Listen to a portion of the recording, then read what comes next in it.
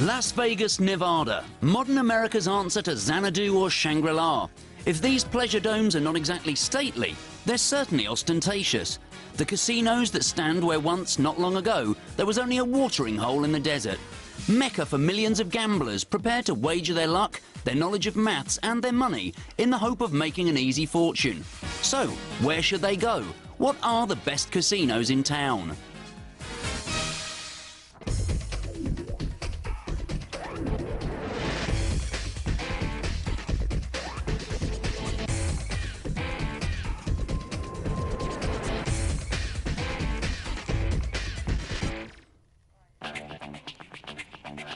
Las Vegas is America's city of dreams.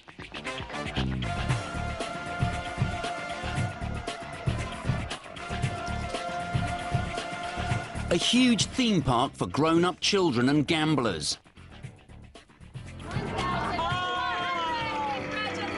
Dreaming of excitement and the chance of winning a pot of gold.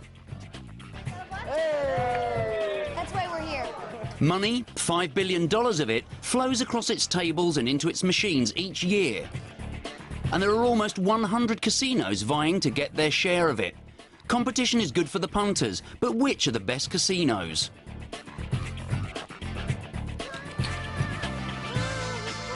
This program looks at the 10 casinos offering the best deals for the gambler with money to spare.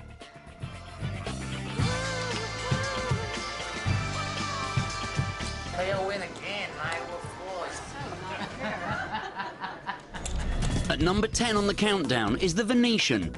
This facsimile of Venice in the desert not only offers every game on which to win or lose money, but specialises particularly in catering for those who have more money than most.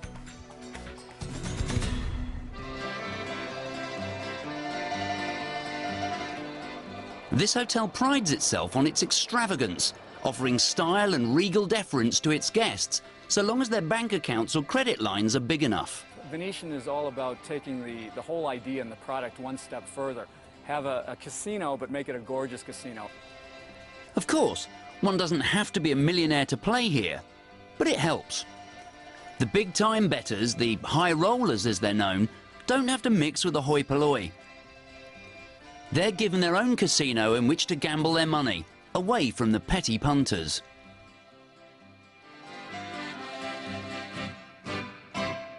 A lot of people like to come to Las Vegas to gamble in sort of in opulence and feel like they're a little above the crowd, and the Venetian definitely gives that to you, especially in their new room, which is absolutely gorgeous.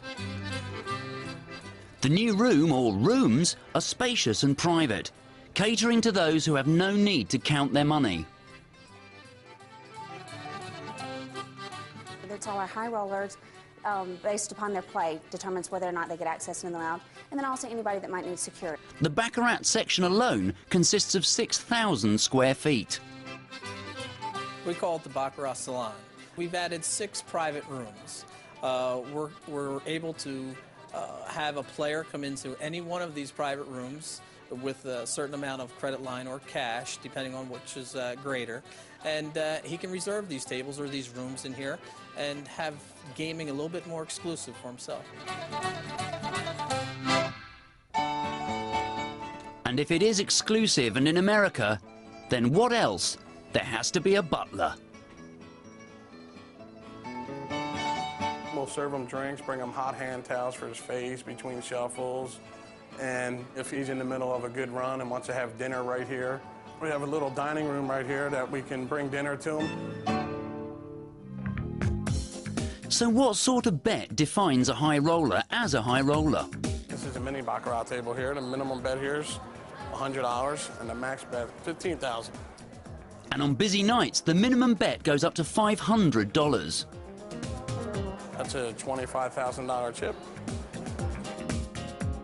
The other thing that this place is known for is the quality of its comps, the complimentaries or freebies many casinos give to their favoured customers, starting with somewhere to sleep it all off. Our standard suite is 720 square feet. This is the largest room on the whole strip. Guests can come in here and play, and according to their average bet and the hours that they put on the table, can get comped for those rooms. Now we have presidential suites that we offer to the high rollers. We have a 54-inch screen television, surround system DVD. About $10,000 a night. Of course, to stay for free in a suite like this, one needs a bank account bigger than the state of Luxembourg. And a gym for the guests to work out, steam shower, custom artwork in the bathroom. In case anyone is still undecided, Wales also get free food, limousines and sometimes free air travel. Around here, the big spender is king, which is why the Venetian is number 10 on the list.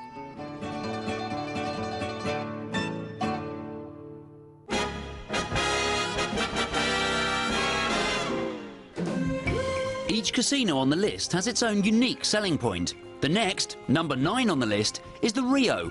Apart from its gambling action, it offers the best free show in town.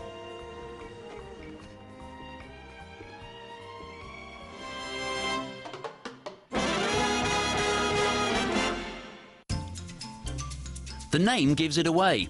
It's supposed to be a Brazilian carnival. That's why there's a character dressed like Carmen Miranda in the lobby, Rio Rita, the official greeter. Welcome to the Rio. Mimics and clowns work the crowd. The Rio is a real interesting place. It's always been kind of a fun place. It's always been known, I guess, because of the name, because of the cocktail waitress uniforms, because of the masquerade village section of the casino, which is just sort of like a carnival going on as you play.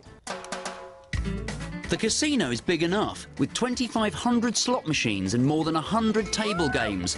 But it's not so much what's on the floor that draws the crowd, but more what's overhead.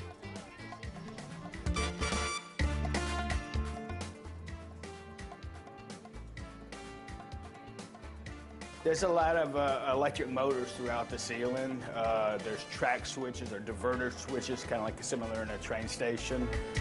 Where else but Las Vegas would one expect to find rail tracks on the ceiling?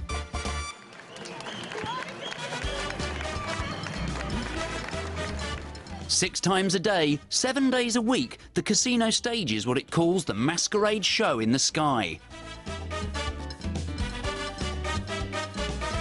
It starts conventionally enough with dancers on a stage in the middle of the casino floor.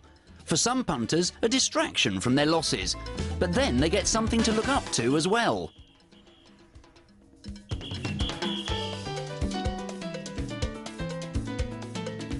A series of airborne floats float by overhead. There are 5 floats. Floats are approximately about 20 feet long, weigh about 20,000 pounds, fully loaded with performers, musicians, and a lot of technology.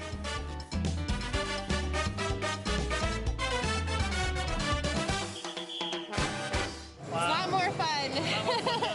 Oh, it was great. All these balloons and all these floats came out of the sky and they were throwing beads at us. It was a great experience. The casino hopes that by the time the show is over, the punters are in the right mood to get back down to the real business of trying to hit the jackpot. It's the added attraction of the free show that puts the Rio at number 9 on the list.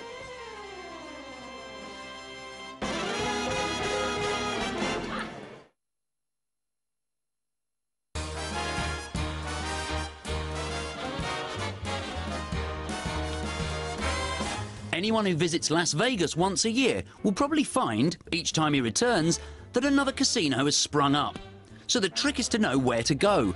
Number 8 on the list is the Bellagio, known for being one of the classiest casinos in town. The casino has all the standard games, but is renowned as the hangout for the big poker players. Among serious gamblers, poker is considered to be the queen of games.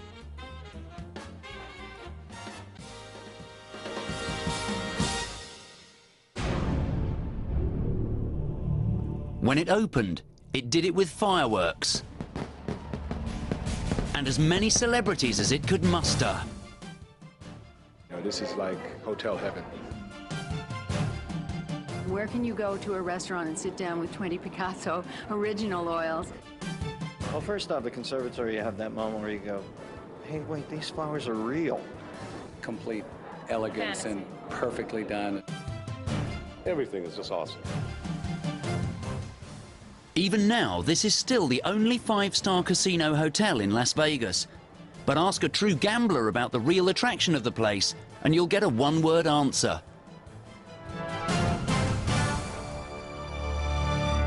Well, the Bellagio is one of the best casinos in the world, and the fact that it's got really the jammingest poker room in all of the world makes it that much better.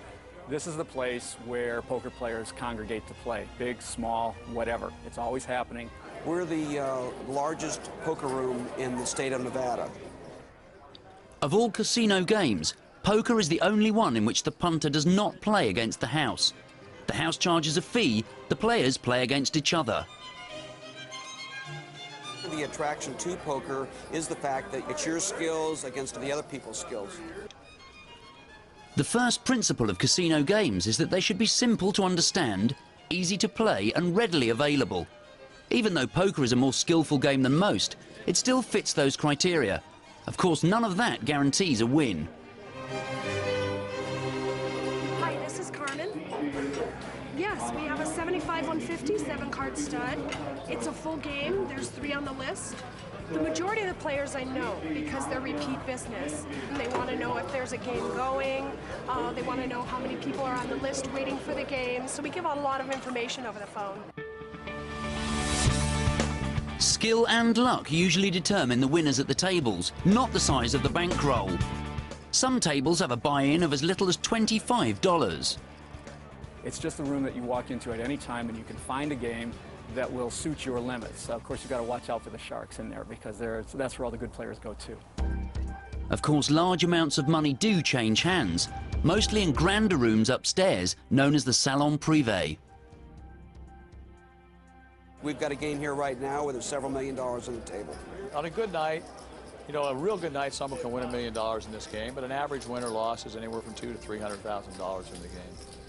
It's not the amount of money, but the winning or losing that counts. Almost all poker players started out small.